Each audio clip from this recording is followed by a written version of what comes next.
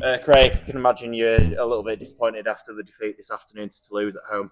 Yeah, massively. I think before the Bradford game, I praised the team on their application defence and how they'd worked hard for each other. But the second half against Bradford and certainly the first half today, it was just really poor defensively. Poor contact. We switched off when the ball went away from us. And it was just a real simple game plan with Toulouse, and they just really ran hard, and we didn't tackle hard enough. And it's as simple as that. It's the game plan that Bradford used last week. It's the game plan that Toulouse have used this week, and I would imagine any team that's playing us in the next 2 or 3 weeks will look at that, and that's a blueprint to at this moment in time to beat us. So we're not dealing with adversity. We can do 2 or 3 decent tackles down in their 20, 30 metre area. We lose one ruck and we turn the ball over, or we get the ball back 10 metres off his own line. We need to learn very, very quickly that we've got to be a lot tougher defensively. We've got to work a lot harder. I think in that first half we tried to solve stuff as individuals. People shooting out of the line to put a shot on. People coming out of defensive systems, which they're doing it. They want to do it for the right reasons, but ultimately they're sending one of the teammates down the river. So we've got to make sure that we try and solve things together, and we've got to make sure that we do it really quickly. Do you think it was maybe more errors of our own instead of Toulouse's full-time status maybe playing a part in that? No, not in the first half. No, I think we completed at 94% in the first half. So it's very few errors from us. They just ran really hard.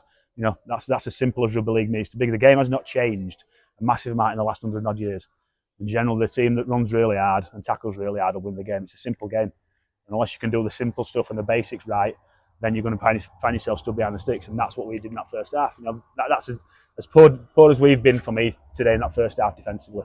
Really poor. And it's not because of our mistakes. It's just because they exposed some areas where at this moment in time deficient in. Jack Walker went off in the second half. How is he doing? We don't want to say anything too soon. He needs to get assessed. He's not 100% confident. It's great. And Alex Foster went off with a groin pull as well, so it's not great with Fozzie as well. So we'll have to have a look at them. I would imagine that both of them will definitely not play, certainly in the next couple of weeks at least.